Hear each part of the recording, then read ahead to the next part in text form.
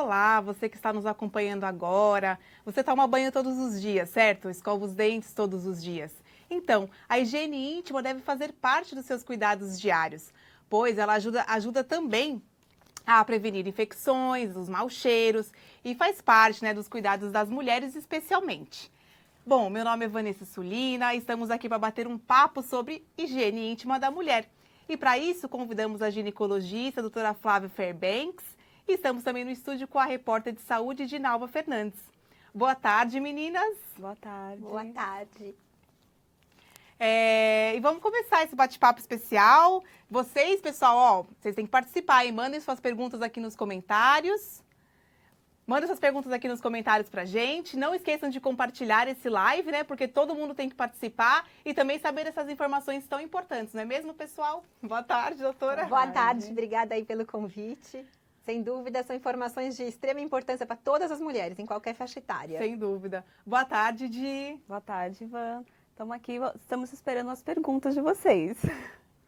Vamos lá, vamos começar então, doutora? Vamos tentar. Doutora Flávia, a higiene íntima, Ela ajuda a prevenir doenças, doutora? E qual que é a importância da higiene íntima para a mulher? Então, a higiene íntima tem um papel importantíssimo porque ela ajuda com que o organismo que já tem um sistema imunológico que funcione melhor ainda. Então, vamos pensar, a paciente ou a mulher, no caso, tem toda uma flora bacteriana normal, que todas nós temos, que é a flora da própria vagina. A gente tem aquelas secreções que são normais também, que oscilam com o ciclo menstrual. Agora, tudo isso tem que ter um jeito de ser eliminado quando é misturado com células mortas, quando é eliminado com o suor. Então, tudo isso vai ser feito adequadamente quando ela tiver uma boa higiene íntima. Então, tem um papel primordial em preservar a saúde. Por isso, deve ser bem feita e bem orientada. Doutora, então, só para explicar, o pH da vagina, então, ela é ácido? Você pode só complementar? Como é que você até preparou para a gente aqui um desenho? A telinha, exatamente. Então, o que acontece? A vagina, para ser uma vagina com uma secreção saudável, ela deve ter uma população maior dos lactobacilos, aqueles bacilos que a gente adora consumir para manter a flora. Que flora é essa? É justamente essa flora vaginal, a flora intestinal.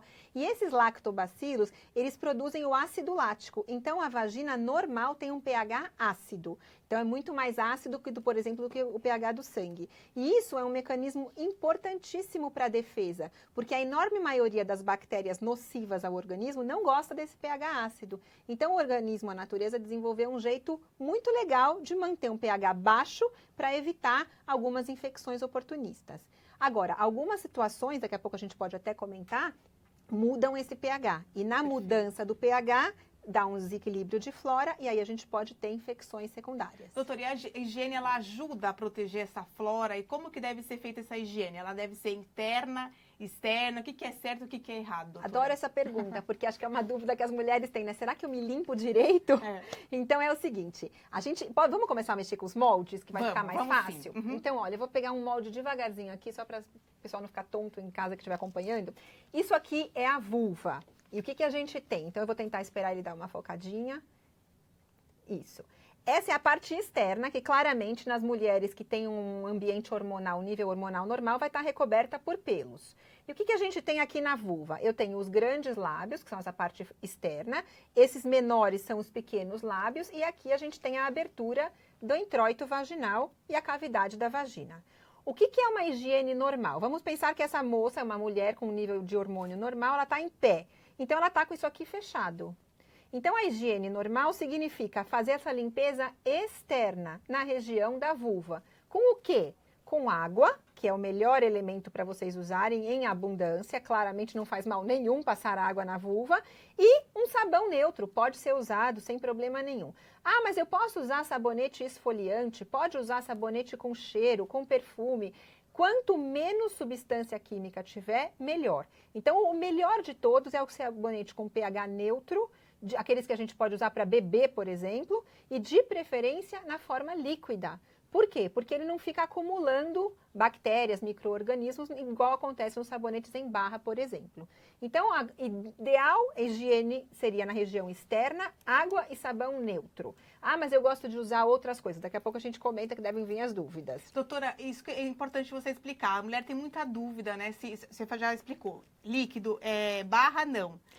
Não é proibido, mas assim, o sabonete em barra, qual que é o jeito certo de fazer? Então, você tá com a mão úmida, você passa o sabonete enquanto a sua mão está limpa, apoia o sabonete, naquela espuma que deu na sua mão, você passa aqui e depois você lava a mão. Perfeito. O problema é a pessoa que fica esfregando o sabonete em barra aqui e depois põe o sabonete na saboneteira. Isso não pode, porque você pegou um monte de bactérias da região vulvar, vaginal e anal e depois você vai colocar o quê? Para cultivar?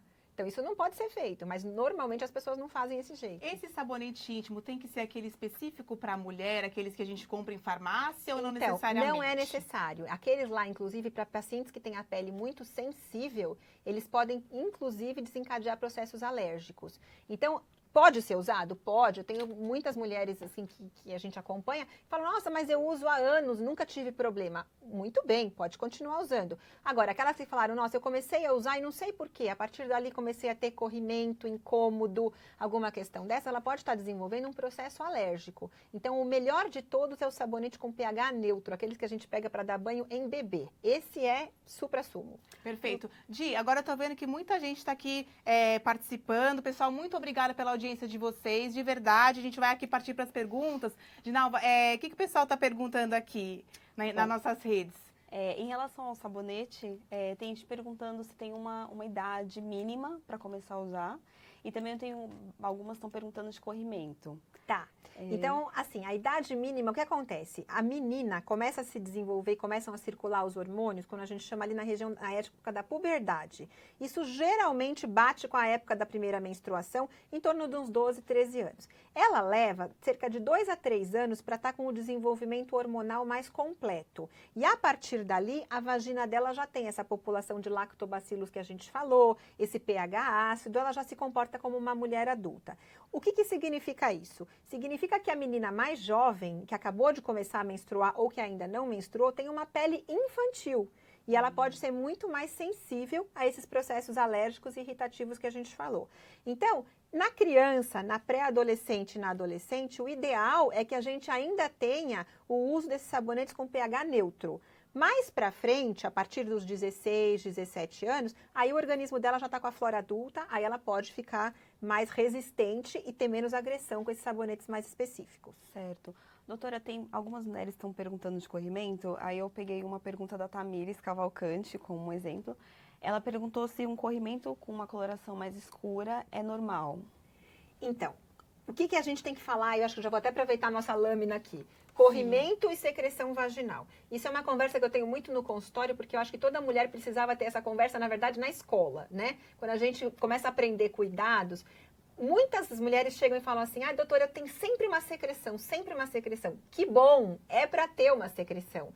Porque a vagina é uma cavidade fechada, igual a nossa boca. Se a gente não tivesse a saliva na boca, como é que a gente ia fazer esse processo de autolimpeza? Vamos supor que não tivessem inventado ainda a escovação dos dentes. A saliva tem essa função na boca e a secreção vaginal tem essa função também. É a função de fazer uma autolimpeza. O que é essa secreção vaginal? Ela é uma secreção que está como a gente colocou ali do ladinho esquerdo. Ela não tem cheiro, ou se ela tiver um cheiro, é um cheirinho levemente ácido. É uma coisinha que você fala assim, nossa, parece que acabou de lavar com um pouquinho de cândida. É isso mesmo, tá? Na sequência, ela é uma secreção transparente e que muda de acordo com o ciclo menstrual. Tem horas que ela é mais clara, tem horas que ela é mais espessa, tem horas que ela parece uma clara de ovo no período ovulatório. Então é normal, ela vai oscilar mesmo com a menstruação. E tem horas que ela começa a emendar no fluxo menstrual.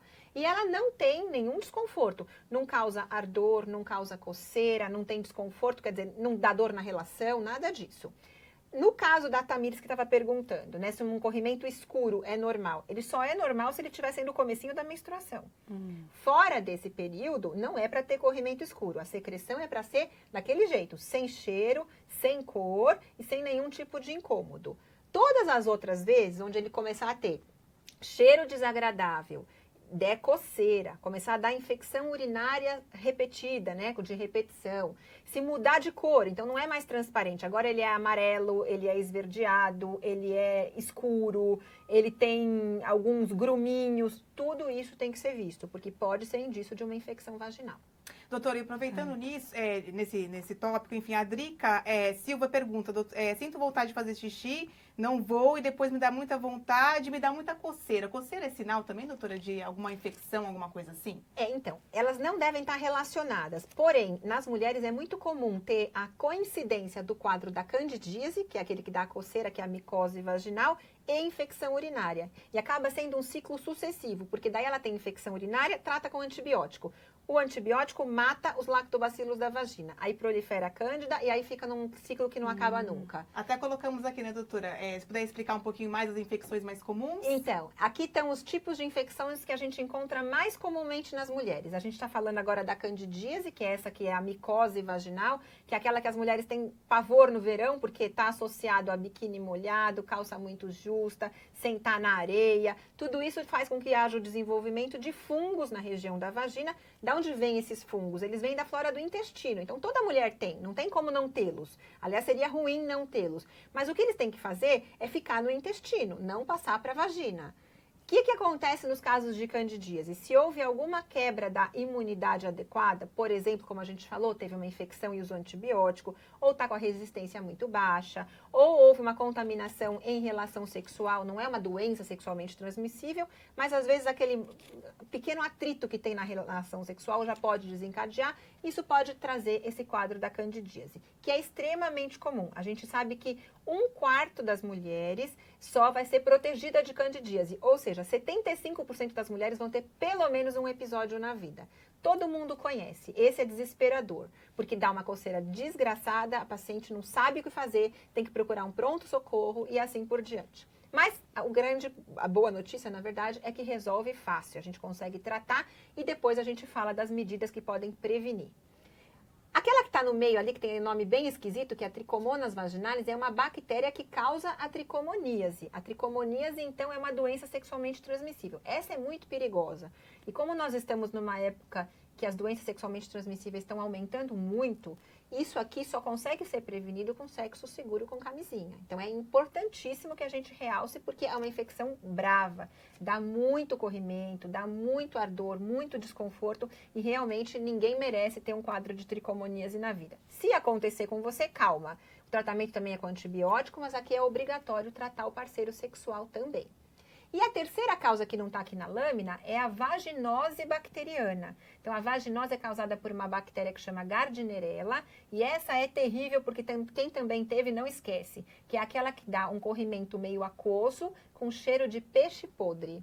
Então, a mulher fica desesperada que ela fala, doutora, eu sinto o cheiro. Eu tenho certeza que quem está ao meu redor também sente. Então, causa um mal-estar social muito grande. Essa é também um desequilíbrio da flora vaginal, causada pela proliferação dessa bactéria que chama Gardnerella, normalmente associada com a mudança ou a redução daqueles lactobacilos que a gente falou, e, teoricamente, ela piora com o pH mais básico, mais alcalino. Então, ela acaba acontecendo mais frequentemente depois do período menstrual ou depois de relação sexual. Então, o paciente lembra e fala, nossa, eu tive uma relação no fim de semana, chegou na segunda ou terça-feira, comecei a sentir aquele odor e o quadro foi se agravando. Também é tratado com antibióticos e com bastante sucesso. É muito comum, doutora? Porque isso a gente ouve muito aqui na redação comentários. Essa vaginose bacteriana causada pela Gardnerella é a infecção mais frequente. 50% dos casos é ela. A candidíase vem segundo em frequência, 30% a 40%. E 5% a 10% é a tricomoníase, que é essa que é a mais perigosa. Di, alguma pergunta aí? Tem uma perguntinha. Doutora, Luciana Barros Lauderi Farias, ela está perguntando. Ela diz que não tem secreção, mas ela sente um cheiro um pouco desagradável. A falta de secreção também pode indicar uma infecção, algum problema? Então, a falta de secreção acaba sendo um problema, na verdade, nesse mecanismo de defesa. Quais as situações em que a secreção diminui bastante? Então, elas são situações hormonais. Por exemplo, depois do período do parto, da amamentação, a vagina fica muito seca. Isso é esperado até, porque está faltando estrogênio. Ou no período próximo da menopausa, quando os níveis hormonais também já caíram. Fora isso tudo, é para ter uma secreção vaginal. Então, não tê-la pode significar um processozinho inflamatório que precisa ser visto. Então, vale a pena olhar o que está acontecendo com essa mucosa vaginal, se ela está adequada, se ela está saudável. E se tiver tudo em ordem, quem sabe aumentar a ingestão ou o uso dos lactobacilos, que eles vão proliferar melhor aí e devem trazer um benefício. Doutora, a gente tem uma pergunta especial para você, da Fabiola Hyper, nossa apresentadora aqui do Balanço Geral. Vamos ver? lá. É o seguinte, Tá na tela aí, eu pessoal? adoro Pedro? praia. Vamos assistir. Doutor, é o seguinte, eu tô com uma dúvida. Tá sem aqui. áudio. Eu adoro praia. Sempre que eu posso, eu vou pra praia. E queria saber se ficar muito tempo com o biquíni molhado faz mal. Pois é a gente tinha acabado de falar, mas sem dúvida nenhuma. Quando a gente vai pra praia e fica com aquele maiô molhado o dia inteiro, que é aquele dia de praia, churrasco e piscina e assim por diante, você só vai lembrar de tomar banho à noite para pôr pijama, o que acontece? A vagina ficou num ambiente úmido e quente, porque praia costuma ser quente, várias horas daquele dia. Isso favorece a proliferação dos fungos, facilitando a ocorrência da candidíase. Sorte de quem nunca teve isso, que fala, mas eu passo o dia inteiro na praia, não tenho problema nenhum. Muito bem, provavelmente seu sistema imunológico funciona bem e não deixa essa cândida proliferar. Mas para quem já percebeu que existe uma associação, a dica é, entrou no mar, sai, seca e se conseguir passar num banheiro e trocar por um maiô seco ou por uma calcinha de algodão, que é o melhor que você pode fazer pela sua saúde íntima, é exatamente o que você deve fazer. É uma ótima dica. Beleza. Di, mais perguntas aí do pessoal? Tem bastante.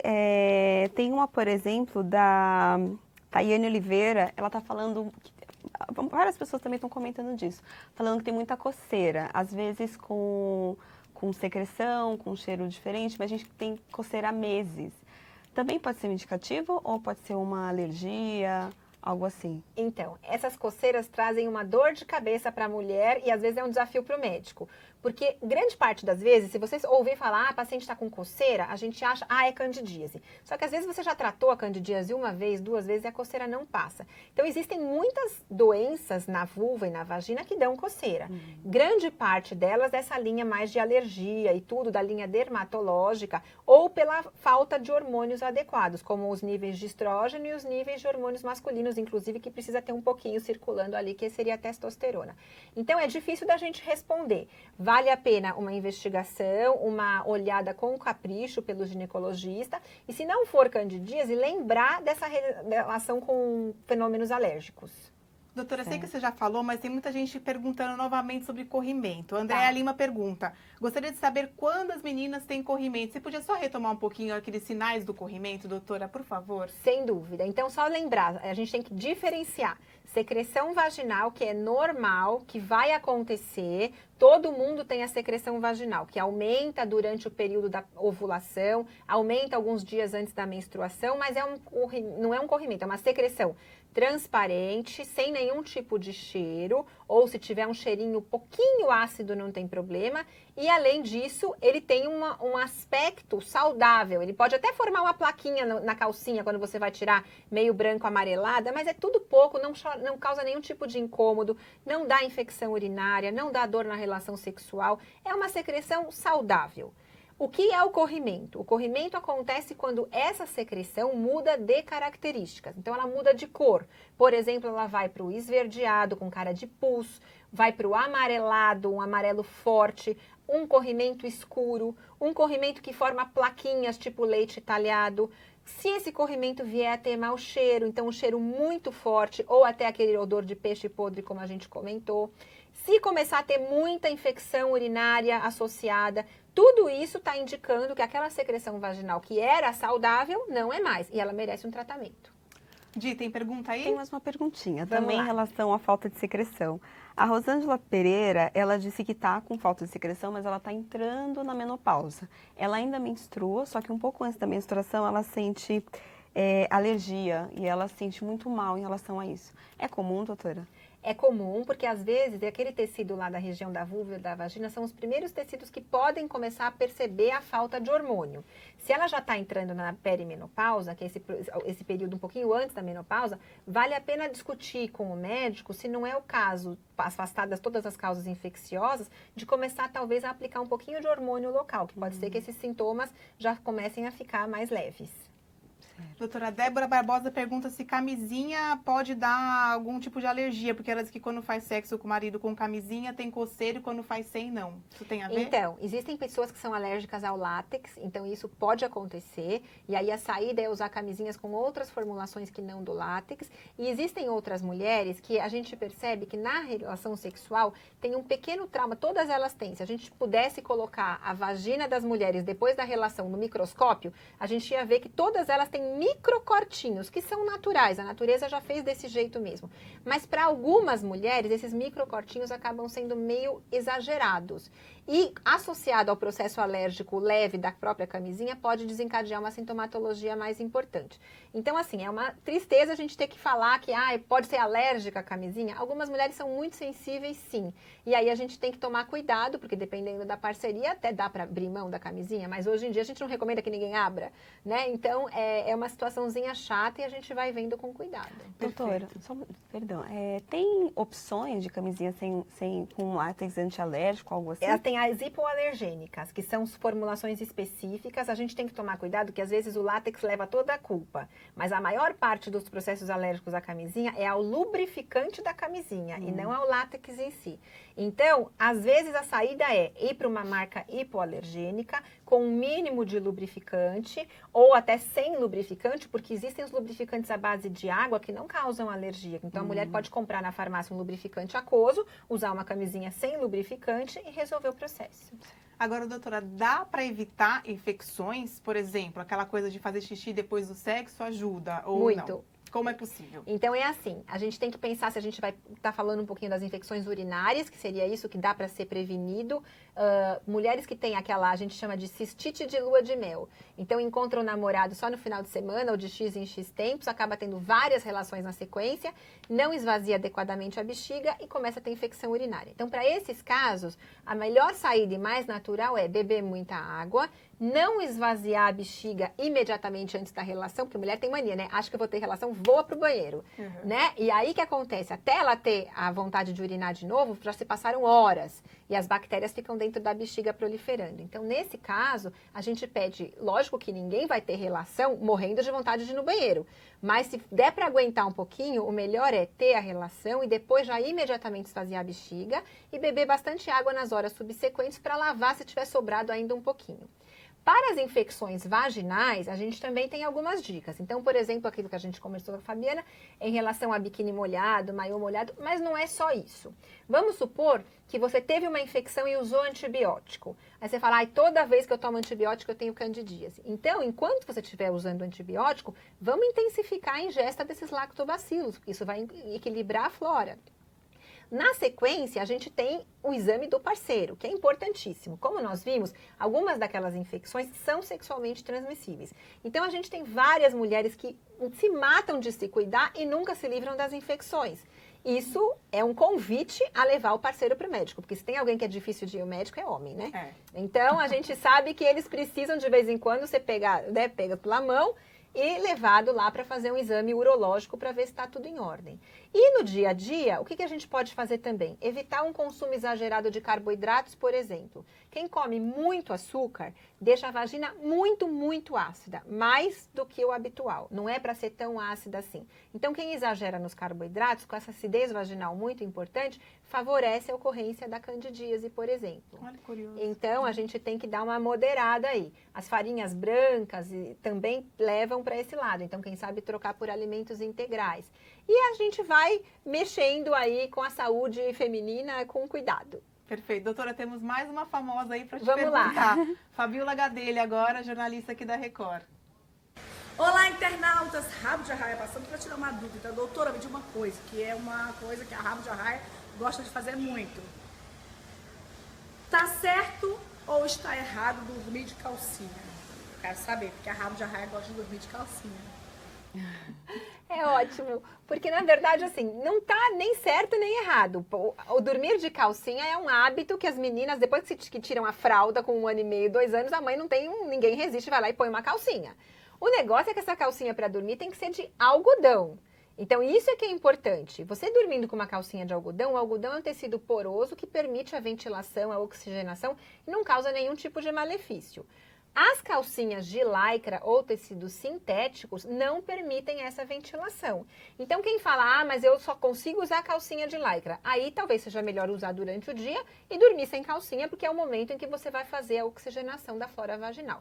Agora, se a calcinha for de algodão, pode dormir despreocupada. Durante o dia também é melhor optar pelo algodão, doutora? Sempre. Ela é menos irritativa, causa menos alergia, irrita menos e deixa ventilar, sendo também um jeito da gente priorizar aí o mecanismo de defesa vaginal. E quem gosta de dormir sem calcinha também tá liberado. Tá tudo liberado, sem problema algum. Que ótimo. Doutora, vamos falar um pouquinho sobre absorventes antes da gente voltar para nossas internautas, não esquecemos de vocês. Vamos explicar um pouquinho então, doutora, usar absorventes interno pode fazer algum tipo de mal para a saúde por muito tempo? O ideal é não usar o interno. Queria que você falasse um pouquinho disso agora, mostrando aí no seu molde. Isso. Então aqui, ó, vamos pegar aqui um absorventezinho interno pra gente falar do que a gente tá falando. Então, o absorvente interno foi um avanço, foi uma conquista das mulheres.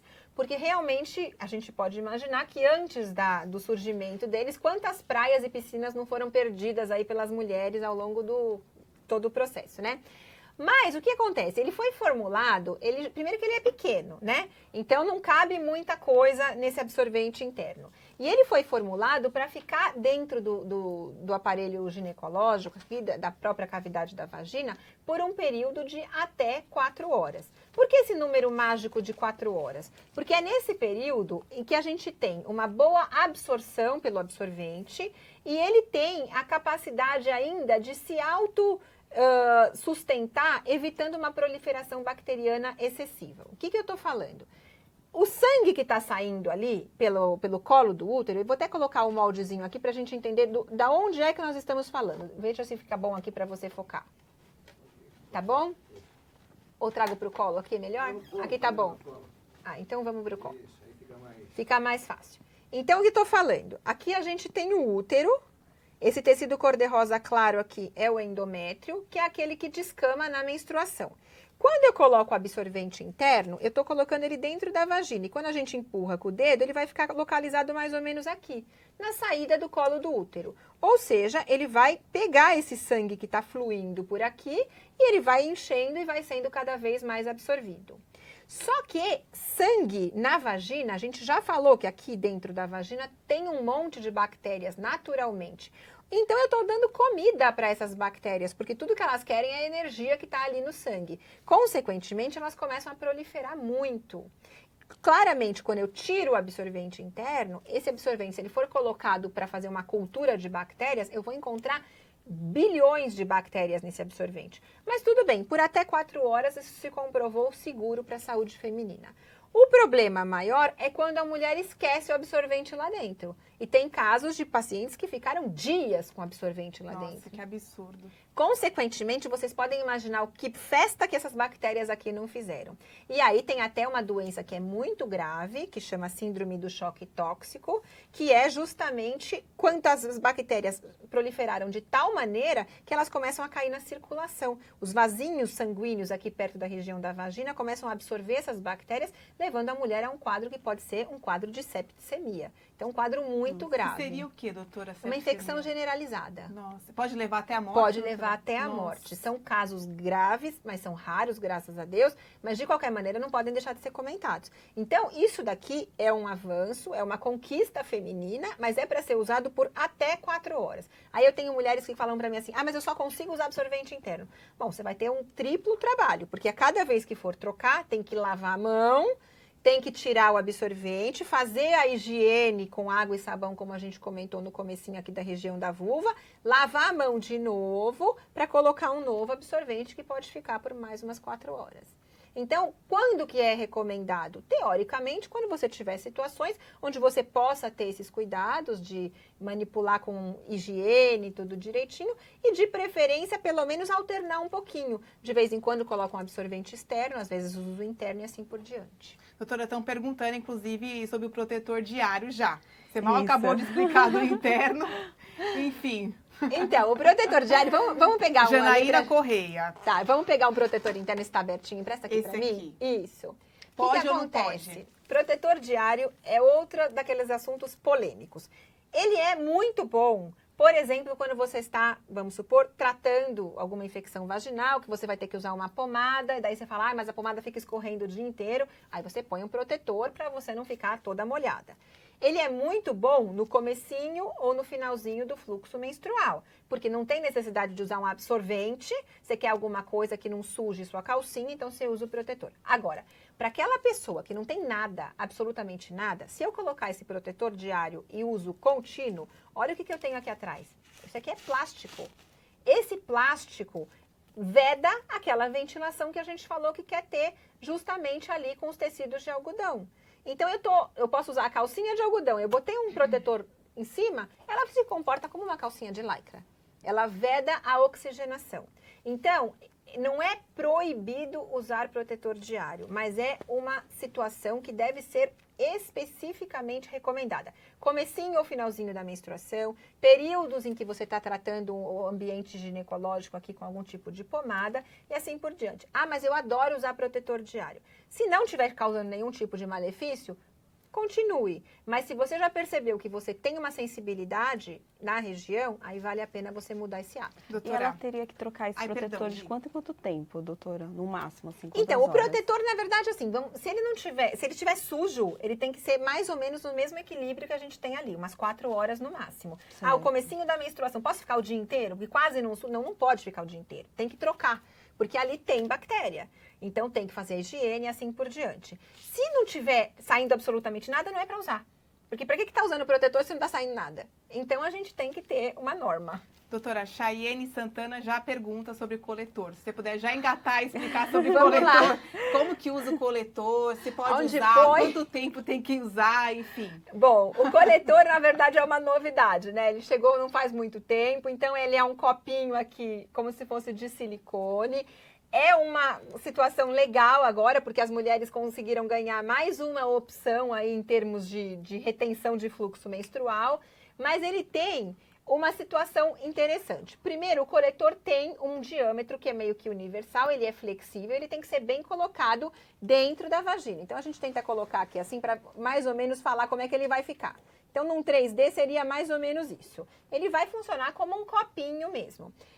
Quanto tempo ele vai ficar? Depende do fluxo. Se você tem um fluxo muito intenso, fala, nossa, enche o coletor a cada 2 horas, primeiro tem que olhar se está tudo certo com essa menstruação tão abundante assim, porque não é para ter tanto fluxo. Mas, a princípio, as bactérias são as mesmas, a gente acabou de conversar. Elas estão lá, elas proliferam, elas gostam de sangue. Então, esse coletor, por mais que você fale, nossa, não está me incomodando nada, ele tem que ser removido, tem que ser lavado e higienizado no máximo a cada 4 horas. Então, é uma outra situação. 4 horas é um número mágico para a vagina. As mulheres têm que lembrar desse número. 4 horas é o tempo de você ir numa festa, é o tempo de você ir no cinema e tomar um lanche. E depois é hora de tratar lá de baixo tudo de novo. Doutora, temos mais uma perguntinha aqui especial. E já estamos quase terminando o nosso live. Tá vamos bom, soltar, vamos pessoal. lá. Oi, gente. Olá, doutora. Eu, Andréia Sorvetão, tenho uma dúvida.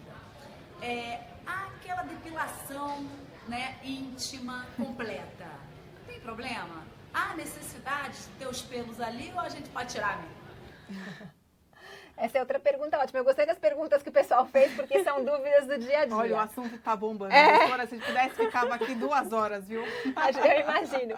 Bom, em relação à depilação íntima, o que acontece? Eu sempre explico, a natureza não colocou os pelos lá à toa. Se não fosse para ter, não ia ter gastado energia para colocar. Os pelinhos nessa região, vamos pegar aqui no colo de novo, eles formam uma rede na entrada da vagina. Então, vocês imaginam, tem os pelinhos trançados aqui, claramente que as coisas nocivas não entram, tem uma barreira maior para entrar. Então, realmente, nem eu sei para que servem aqueles pelos que nos alucinam, aqui que ficam na região da coxa só saindo do biquíni. Esse daí praticamente não serve para nada. Mas esses aqui da entradinha da vagina, esses teoricamente deveriam ser preservados. Aí vem aquele grande... mas eu tiro... Desde que eu sou menina, nunca tive problema. Sorte sua. Pode manter. Tudo que a gente tem de hábito e que não está causando malefício pode ser mantido. Agora, eu sempre tive os pelinhos, nunca tive problema nenhum. Agora eu comecei a inventar de depilar tudo e comecei a ter irritação, comecei a ter alergia. Então, é hora de repensar em deixar esses pelinhos crescerem, pelo menos aqui, fechando a entradinha da vagina, porque eles funcionam como um filtro natural. Di, e o pessoal aí? Mais perguntas? Vamos lá, vamos dar uma segurada aqui, porque o Nossa. pessoal tá... Tem muita pergunta. Dá tempo de fazer umas O duas? diretor vai pode matar ser? nós, mas vamos lá, mais umas duas aí. Uma de corrimento. Vamos lá. A Vanusa Pereira, ela comentou que a filha dela de 4 anos tem uma secreção Ai, ótimo diferente. falar disso. E tem também umas outras pessoas falando de adolescentes de 13, 14 anos. Tá. É comum? Pode ser candidíase de repente ou uma outra Então, infecção? assim, essa pergunta é ótima porque isso causa um estresse nas famílias, na verdade, né? Então, a menininha de 4 anos. 4 anos, 5 anos é uma idade muito característica, porque é quando as meninas começam a se limpar sozinhas. Então, imagina, né? A menininha estava lá, enquanto tinha 1, 2 anos, 3 anos, ela vai direto para o banheiro, chama a mãe ou o pai para ir lá ajudar.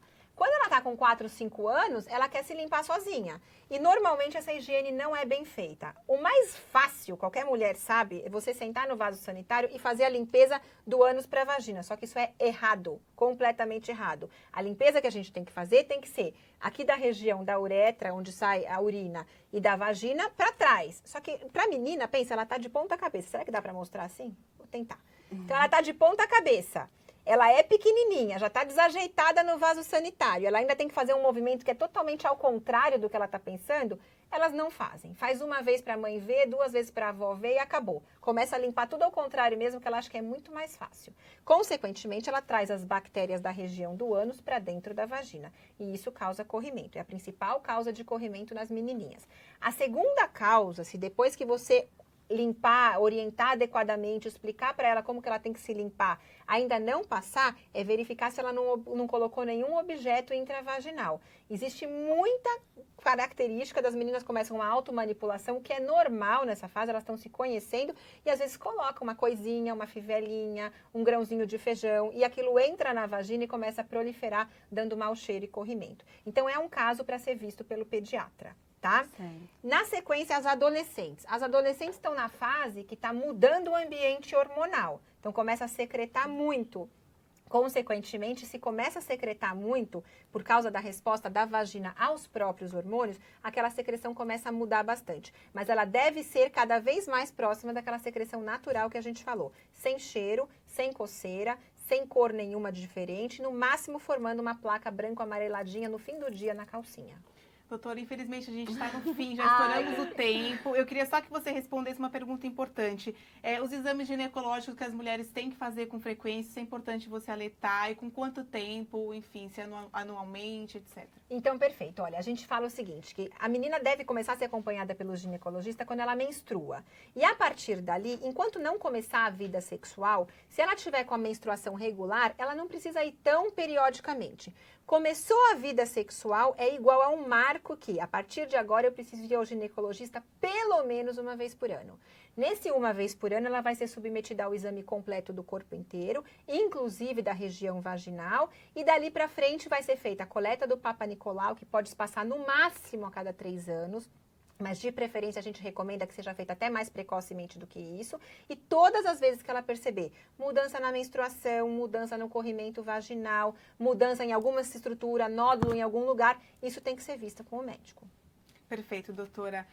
Infelizmente, a gente vai ter que encerrar. Agradeço muito. Se você quiser colocar alguma coisa final, uma mensagem, enfim, para a gente encerrar. Eu acho que a gente precisa pensar que a nossa saúde é o nosso bem mais precioso. Ela tem que ser cuidada, assim, como a coisa mais importante que a gente tem na vida. Então, não vale a pena negligenciar essa questão de saúde. São coisas simples, fáceis, mas que a gente fizer e incorporar no dia a dia, vão levar um resultado aí muito melhor no final da vida. Obrigada, Di. Obrigada.